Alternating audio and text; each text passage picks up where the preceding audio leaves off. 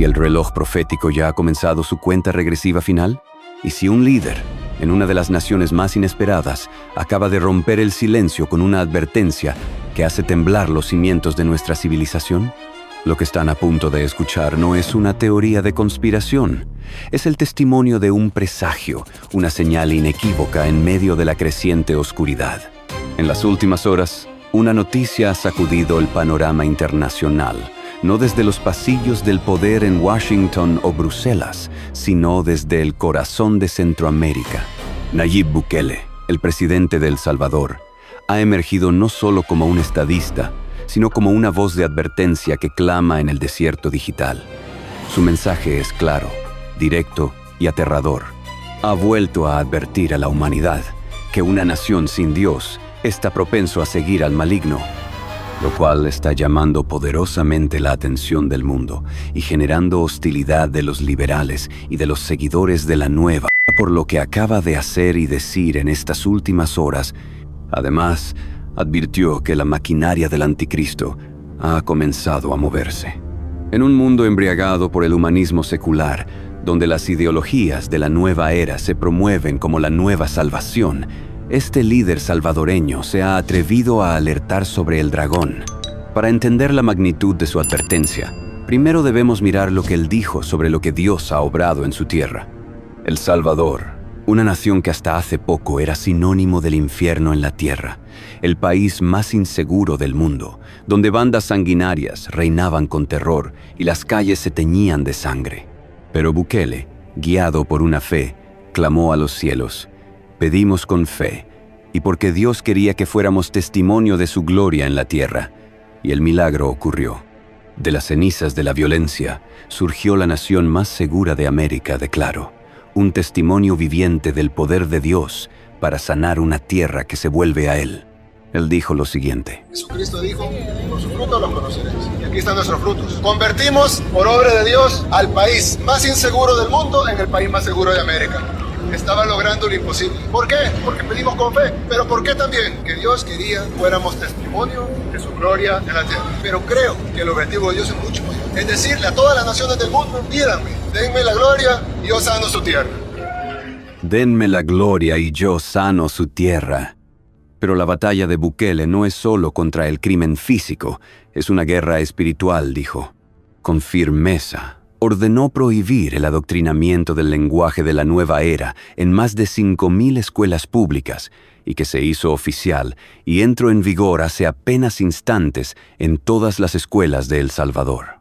Una declaración de guerra contra la confusión filosófica que busca corromper las mentes de nuestros hijos, declaró Nayib Bukele. Como dijo el gran puritano Richard Baxter, mientras los hombres estén dispuestos a ser engañados, habrá engañadores que los complazcan. Bukele se niega a complacer a los engañadores de esta era. Esto sin duda ha generado la indignación del mundo liberal que promueve la agenda para que las almas vivan como en tiempos de Lot. Pero esto no quedó ahí. Nuevamente ha salido a advertir un peligro que se extiende al mundo entero, y lo que ve lo obliga a sonar la alarma. Y su preocupación ha generado sacudir a las almas, por lo que germina en el corazón de Europa la documentación digital obligatoria y la pronta implementación de la moneda digital, que no es más que cadenas invisibles para esclavizar a la humanidad. En un evento reciente en Londres, un funcionario del gobierno británico anunció con una sonrisa escalofriante el plan London 2025, un nuevo documento de identidad digital obligatorio. Lo escucharon bien, obligatorio, para poder trabajar en el Reino Unido. Es tan simple como eso, dijo, pero sus palabras eran el eco de una profecía milenaria. Bukele, alertado, no guardó silencio. Lo advirtió nuevamente para que todo el mundo lo sepa, citando directamente del libro del Apocalipsis, capítulo 13, versículos 16 al 17, y hacía que a todos, pequeños y grandes, ricos y pobres, libres y esclavos, se les pusiese una marca en la mano derecha o en la frente, y que ninguno pudiese comprar ni vender, sino el que tuviese la marca o el nombre de la bestia, o el número de su nombre. Un presidente en funciones citando el Apocalipsis para advertir sobre una política gubernamental. Su mensaje, visto por millones. Fue un grito en la noche. El espíritu del anticristo ha comenzado su marcha. Esta no es una ficción lejana. En China, ya es una realidad aplastante. Vendedores y compradores deben mostrar pasaportes de vacunación para comerciar alimentos, un control total sobre la vida misma, y las iglesias cristianas están obligadas a lo mismo para perseguirlas. Las élites globales, en foros como el de Davos, hablan abiertamente de los beneficios de una moneda programable, donde ellos deciden qué puedes comprar, cuándo y bajo qué condiciones. El plan es claro, un gigantesco gulag digital para toda la humanidad, en donde organismos mundiales ya lo quieren implementar en diversas naciones llamado la infraestructura pública digital. Y ahora, con estas cosas apareciendo, la única revelación verdadera y suficiente para entender este acontecimiento está solo en la palabra de Dios. Apocalipsis, capítulo 13.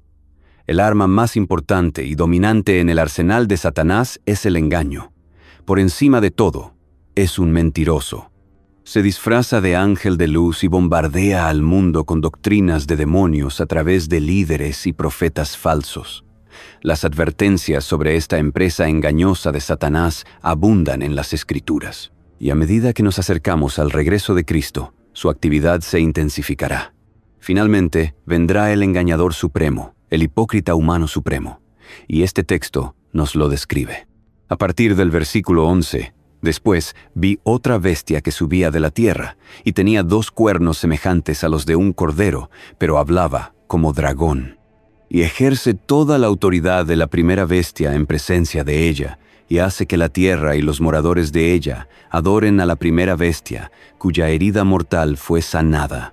También hace grandes señales, de tal manera que aún hace descender fuego del cielo a la tierra delante de los hombres. Y engaña a los moradores de la tierra con las señales que se le ha permitido hacer en presencia de la bestia, mandando a los moradores de la tierra que le hagan imagen a la bestia que tiene la herida de espada. Y vivió. Y se le permitió infundir aliento a la imagen de la bestia, para que la imagen hablase e hiciese matar a todo el que no la adorase. Y hacía que a todos, pequeños y grandes, ricos y pobres, libres y esclavos, se les pusiese una marca en la mano derecha, o en la frente, y que ninguno pudiese comprar ni vender, sino el que tuviese la marca o el nombre de la bestia o el número de su nombre. Aquí hay sabiduría. El que tiene entendimiento cuente el número de la bestia, pues es número de hombre, y su número es 666. Aquí está el líder religioso mundial que asiste e incita al anticristo. La primera bestia es el poder político-militar del anticristo. Esta segunda bestia es el falso profeta. Juntos, en nombre de Satanás, forman una falsa trinidad satánica, usando el poder político y la influencia religiosa para capturar las mentes y los corazones de todos aquellos encerrados en el reino de las tinieblas. Mientras el anticristo construye su imperio mundial, el falso profeta construye una religión mundial. Coexisten hasta la mitad de la tribulación. Cuando el anticristo se declara a sí mismo Dios, destruye el sistema religioso y exige que todo el mundo lo adore. El falso profeta entonces guiará al mundo a adorar al anticristo como si fuera Dios. La devastación en el mundo para ese entonces será inimaginable. Los juicios de la ira de Dios, los cataclismos naturales y la ausencia de la iglesia harán que la gente busque desesperadamente un libertador. El anticristo llegará con poder político y el falso profeta con un sistema religioso ecuménico que unirá a todas las religiones del mundo. Finalmente, todo se fusionará en la adoración del anticristo. La persona de esta segunda bestia se nos revela en el versículo 11. Sube de la tierra, indicando su origen demoníaco, del inframundo. Tiene 2 cuernos como de cordero. No viene con la ferocidad de la primera bestia, sino de forma encantadora y persuasiva, como un cordero tierno, pero habla como un dragón. Su mensaje, cuando abre la boca, no es el de un cordero, es el del diablo mismo. Los falsos profetas de Satanás son a menudo predicadores mansos, con apariencia de cordero, cuyas palabras son en realidad veneno mortal de condenación. Como afirmó el teólogo reformado John MacArthur, la verdad sin adornos y sin concesiones siempre será ofensiva para el pecador. Y esa es precisamente la razón por la que debemos proclamarla. Este falso profeta, en cambio, proclamará una mentira adornada que el mundo entero aceptará. Su poder se describe en los versículos 12 al 14. Ejerce toda la autoridad de la primera bestia. Ambos obtienen su poder directamente de Satanás. Realiza grandes señales, tan convincentes y potentes, que engañará a los moradores de la tierra. Incluso hace descender fuego del cielo, imitando el poder de los verdaderos profetas de Dios. Pero la palabra clave está en el versículo 14. Engaña. La palabra griega es planao, de donde obtenemos planeta, refiriéndose a cuerpos errantes. Él hace que la gente se desvíe de la verdad. En su desesperación, el mundo anhelará creer, y las huestes del infierno participarán en el engaño. El apóstol Pablo lo advirtió en 2 de Tesalonicenses, capítulo 2, diciendo que el inicuo vendrá con poder de Satanás, con señales y prodigios mentirosos, y con todo engaño de iniquidad para los que se pierden, por cuanto no recibieron el amor de la verdad para ser salvos. Y por esto, Dios mismo les enviará un poder engañoso para que crean la mentira. Imaginen la escena: Satanás engañando, sus demonios engañando, el anticristo y el falso profeta engañando, y Dios mismo enviando un poder engañoso sobre aquellos que rechazaron la verdad. Con razón, el mundo entero será engañado. El programa de este falso profeta comienza con un ídolo. Ordena a los moradores de la tierra que hagan una imagen de la bestia, del anticristo. Esta imagen, probablemente erigida en Jerusalén, se convertirá en la abominación desoladora. Los ídolos paganos son mudos, dice el Antiguo Testamento. Tienen boca, pero no hablan. Pero este ídolo será diferente. El versículo 15 dice: «Y se le permitió infundir aliento a la imagen de la bestia, para que la imagen hablase». La palabra griega usada aquí para aliento es pneuma, no zoe o bios, las palabras para vida. No es que la imagen cobre vida real. Satanás no puede crear vida. Es otro de sus engaños. Con la tecnología actual de efectos especiales, hologramas y la magia satánica, animar una estatua para que parezca hablar será un engaño sumamente creíble para un mundo desesperado por un milagro. Y la imagen no solo hablará, también hará matar a todo el que no la adorase. Se emitirá una sentencia de muerte global contra cualquiera que se niegue a inclinarse. Sabemos que habrá mártires, creyentes ejecutados por su fe, pero no todos los creyentes serán asesinados. Dios protegerá a un remanente de gentiles y de judíos, como leemos en Apocalipsis capítulo 12, para que puedan entrar y poblar el reino milenial de Cristo después de su regreso. Dios tomará represalias. En el capítulo 16, leemos que una úlcera maligna y pestilente caerá sobre los hombres que tenían la marca de la bestia y que adoraban su imagen. Y esto nos lleva al clímax de su programa, la marca. El versículo 16 dice: «Y hacía que a todos, pequeños y grandes, ricos y pobres, libres y esclavos, se les pusiese una marca en la mano derecha o en la frente». Esto es lo que Nayib Bukele señaló con tanta urgencia. En la antigüedad, los esclavos y los soldados eran marcados para mostrar a quién pertenecían.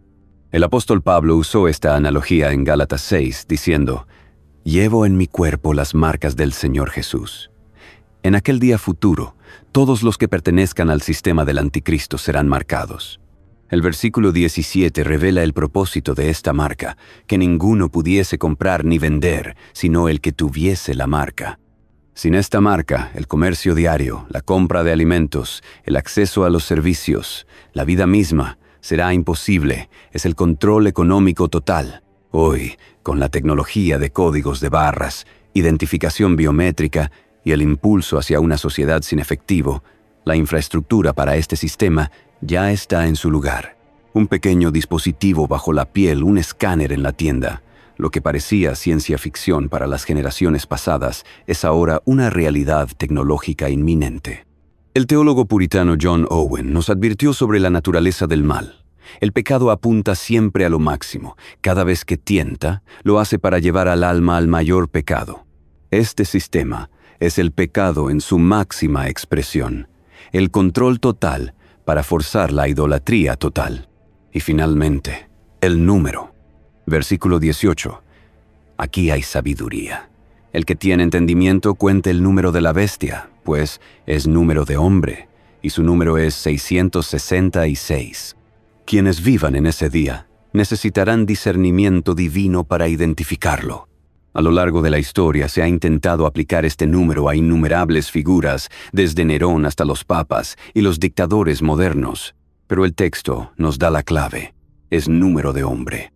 En la simbología bíblica, 7 es el número de la perfección divina, el número de Dios. 6 es el número del hombre, creado en el sexto día. El hombre, en su mayor esfuerzo, siempre se queda corto de la perfección. Es siempre un 6, nunca un 7. 6, 6, 6.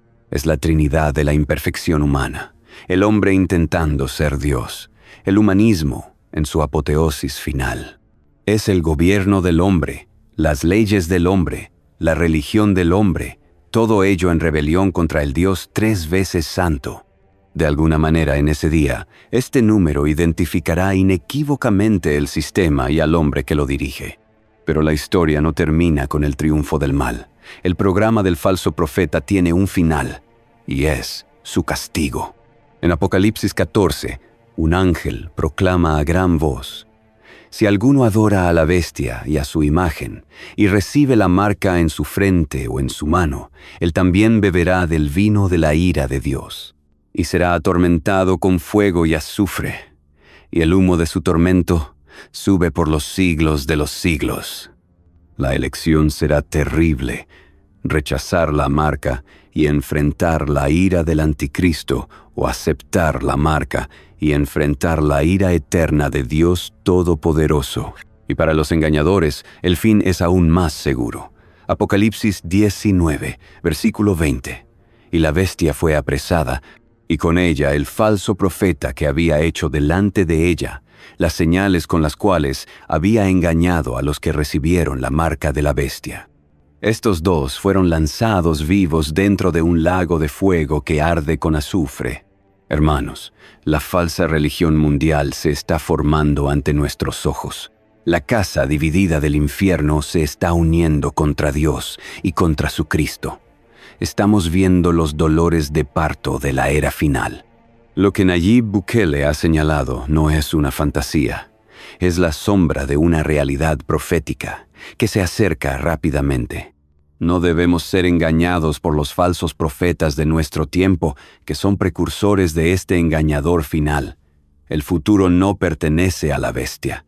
El futuro pertenece al Cordero que fue inmolado. Nuestro deber, nuestra enorme responsabilidad, es rescatar almas de este desastre venidero mientras aún sea de día, porque la noche viene cuando nadie puede obrar. La advertencia ha sido dada, la trompeta ha sonado desde una pequeña nación en Centroamérica. Nos recuerda que Dios todavía levanta atalayas en la muralla. Pero el verdadero puente entre este presente oscuro y el futuro glorioso no es un presidente, sino una promesa. La promesa de aquel que dijo: «He aquí yo vengo pronto». No anhelamos la tribulación, sino que esperamos al Hijo de Dios desde el cielo, a Jesús, quien nos libra de la ira venidera. Es en esa bendita esperanza que vivimos. Nos regocijamos y llamamos a un mundo perdido para que pueda encontrar el mismo gozo eterno, que seamos encontrados fieles.